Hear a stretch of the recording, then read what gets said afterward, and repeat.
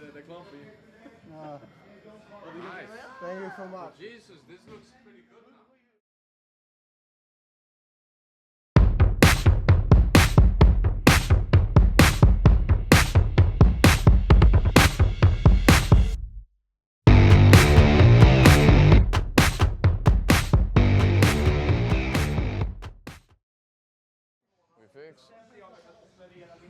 Som MMA-media så är det härligt när det finns en story som är lite så här, de som vet. Och du är lite ett sånt case, Jeppe. Du är bakom många stjärnors succéer här i form av att du liksom håller mittsar åt dem, du gör allt åt dem här, du springer runt i Kuttman, du vet. Kan du bara berätta så här för de som inte är på Allstars och ser hur det ser ut här varje dag? Vad gör du? Vad är din roll på Allstars? Jag tror jag har alla roller här, typ. Betalar räkningarna, städar, håller koll på medlemmarna, reggar medlemmar, betalar räkningar, fixar cuts, hjälper med träningar, har träningar, håller pads, fixar cuts, mer cuts. Hur länge har du varit här på Allstars? Nu 6-7 år tror jag. Jag började tappa räkningen. Jag tror det är 7 år. Vänta nu. Jag började 2013 nästan när jag började. Nu var jag 21, kanske 7-8 år. Och då har du bara axlat mer och mer ansvar på klubben över tid liksom, och tagit an nya roller. Sen sakta men säkert så tog jag över pass efter pass och fick mer att göra. Tar du ansvar så får du ansvar. Jag har bara ett yrke och jag håller det yrket. Jag jobbar bara för en chef för taget. Det är därför jag kan inte göra annat. Jag har mitt jobb, jag har mina katter och jag har mitt liv. Det lilla jag har kvar efter katterna och jobbet. Just det. Hur många katter har du? 3. Och de räknas nästan som 5 så mycket kaos de gör.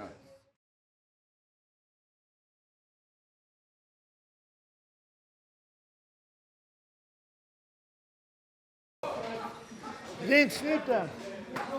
Det har skett någon typ av mordförsök, rapporteras det i media. Så det kommer ner en man. Berätta, vad hände och hur reagerade du? Ja, alltså vi har ju sparring tisdagar och torsdagar. Så i tisdags så hade vi full sparring och vi har 5, 6, 7, 8 personer från Polen här som har besök för sparras. Så det är full sparring med 30 pers kanske eller någonting. 30-40 pers. Så mitt i allt kaos så bara kommer ner en kille och det är ju hög musik och alla slåss. Så man hör ju inte riktigt. Men jag var här och så stod en annan kille, Viktor, där bredvid. Så att kom han ner och han säger jag blir stabbad. Så jag kutade direkt för jag tänkte vad fan har hänt? För det såg ingenting för han är helt mörka kläder.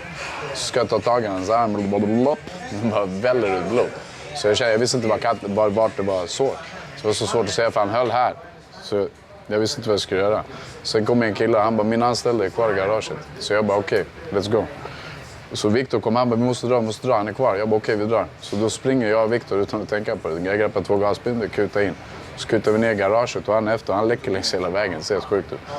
Så kutar vi och så kommer vi ner till garaget, kommer runt hörnet och så ser man det är ingen där. Så man bara blodet där borta och hans anställde är okej. För vi trodde han kanske var, du vet, har blivit stabbad också, att han låg med. För vi visste inte, han var så stressad, du vet. Han var i chocktillstånd, han hade precis blivit, du vet, någon försökte ta hans liv. Så det var jävligt sjukt överhuvudtaget. Sen när vi kommer ner så ser vi att det är okej. Och då har jag bara gasbindor så jag håller på att börjar linda hans arm och så är det bara läcker. Så jag bara hittade så här polerdukar till bilarna, det är en mikrofiberduk. Så jag lägger sån som kompress, för den är ju tjock. Så lägger jag bara över, för jag visste inte vad det är. Så jag snurrar runt den och så virar jag runt gasbindan. Och så börjar jag vira in 2-3 stycken så att det täcker hela armen, för jag vet inte vad såret är. Sen lindade jag 40 meter gasbinda. Sen kom ju polisen, ambulansen, och kom jättesnabbt. Så det var jättebra av dem, jobbat överhuvudtaget. Men de var bara i Odenplan berättade så då var det rätt lätt att komma hit. Men det var ändå stressigt. För han läckte ju hela tiden och han började ta fram papper på sina anställda. Han var helt chocktillstånd. Så jag bara snälla sitt. Så han satt inte. Men till slut så fick jag höll upp armen så kunde jag linda samtidigt så att jag ändå kunde hålla. Sen kom ambulansen och hämtade bara. De gjorde inte så mycket mer med armen för den var redan täckt. Och sen var det bara stress. Sen fick jag gå ut med blodiga armar till polisen så jag trodde jag skulle bli gripen först. Men så är det lite köttigt. Vi kom upp med t-shirt bara i kallt och så bara helt röd om armarna. Så var det blodbad. Det är helt sjukt. Men det är så. Det var lite läskigt. Berätta lite mer om den aspekten. Liksom att, du har tvekat inte en sekund på att bara springa, hämta grejerna, du ser vad som behöver göras. Men samtidigt så måste det finnas en skrämmande känsla i kroppen att det är så allvarligt. Du kommer alltid reagera. Du har 2 val. Antingen du reagerar och du gör någonting. Eller så reagerar du och tänker. Om du börjar tänka i en sån situation, du kör. Du kan inte tänka teoretiskt på någonting som behöver vara action. Och det är det som är dagens problem kanske också. Vi sitter för mycket på internet, vi sitter och skriver, vi skickar sms till varandra. Du har inte samma människokontakt efter covid heller. Så det blir problemet att folk vågar inte ens ta i varandra. Men om någon är skadad, ska alla stå chockade och bara titta? Driver du med mig? Vi ska inte tänka om, men kanske. Om, men kanske existerar inte om det är en allvarlig olycka. Det är bara att agera. Du kanske agerar fel, men vet du vad? Du agerar åtminstone. Det är det som det handlar om. Och den actionen kan göra att du har en chans att kanske hjälpa personen.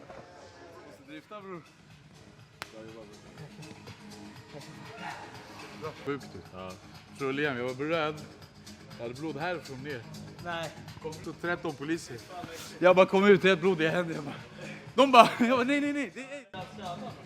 Armen. Och så skyddade han sig med armarna. Så det var en stilett, så det gick rakt igenom underarmen. Så när jag höll hans hand, det var nasty. Efter situationen utspelade sig och du har liksom räddat den här mannen, liksom stoppat blödningen, de har hämtat han och allt det där. Du gick bara tillbaka till repan och jobbade som ingenting efter 13 år. Ja, exakt. Det är så det funkar. Expressen rapporterar ju och då var det så här när vi... De ringde mitt i allting. Jag bara, hej lyssna. Jag berättar snabbt, sen bara, vänta vad jag gör. Hej lyssna, jag är lite stressad, jag måste jobba lite. Men vi hörs, hej då. Så var därför. Så var det ett stressmoment. Sen hade jag folk som skulle träna, vi höll på att tvätta mattan. Och vi hade blod att tvätta som hela spåret och allting. Sen ville poliserna förhöra och sånt också. Så det var lite, jag sprang ut och jobbade lite medans. Måste hålla igång. Någon måste hålla fortet, brorsan.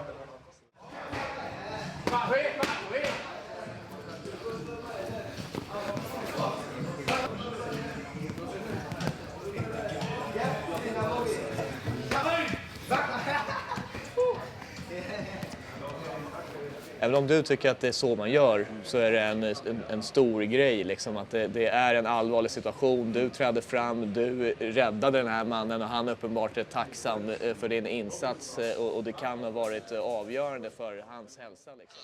Men jag ville ringa och tacka all hjälp från Jesper och från er också. Det var jättesnällt av er. Jesper hälsar, han är här, han hälsar. Det är Abraham. Polisen sa, hade inte de stoppat blodet, det hade gått, de hade varit kanske tvungna att kappa av armen. Bror, tack och lov. Har de sakerna landat i det? Ja, det är klart, det blir stress. Jag känner ju honom lite också, så det är klart man blir stressad. Så här, shit, gick det bra? Kommer det bli några permanenta skador? Man tänker ju så. Det är ju så. Du tänker inte på det när det väl sker. Du tänker bara, hoppas han klarar det. Om vi går tillbaka till din roll här på Allstar så har du följt med väldigt många stora stjärnor från att de har varit liksom doldisar och okända till världstoppen i princip. Och Khamzat är ett jättebra exempel på det som du har följt hela vägen. Ja, extrem exemplet. Men hur har hela den resan varit för dig att se hans rise to superstardom? Liksom? Det har varit fantastiskt. Alltså helt sjukt ballt. Jag menar, jag är bara en kille och jag så hjälper mig till att fostra världens bästa fighter. Det är fantastiskt. Så nu jag har ju också fått ansvaret av Andreas att försöka göra det. Så jag har fått tillgång till den fighten. Så det är inte bara automatiskt. Liksom lite extra tight med Khamzat nästan har det känts. Ja, det har känts som det också. Sen har det varit så. För Andreas har haft andra, han fokuserar på de fightersarna som har match och grejer. Det är jätteviktigt.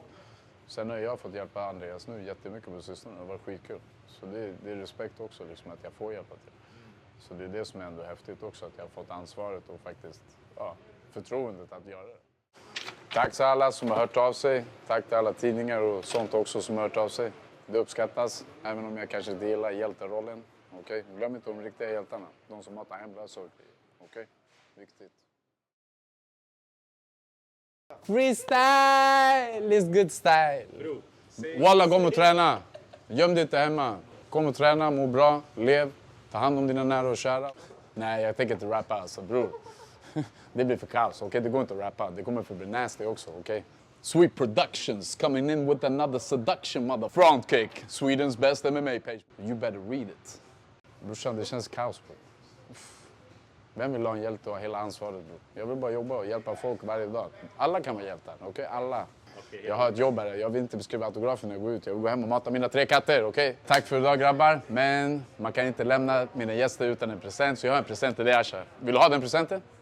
Vill du ha den presenten eller inte, bror? Jag har ingen val. Vi kör. Bra, vi kör. Kom, bror. Let's go. Let's go. Let's go. Let's go. Let's go. Let's go. We're bringing the ice, we're bringing the ice, we're bringing the ice. Ge the ice, we're bringing the ice, we're bringing the ice. Don't scream! Är du redo för det här alltså? First, you got the front kick. Second is the low kick. Are you ready for the low kick, sir? I'm ready. Yes, okay. Now, let's ice that motherfucker down. Satt den? Varsågod, broder. Ska du isa med dig?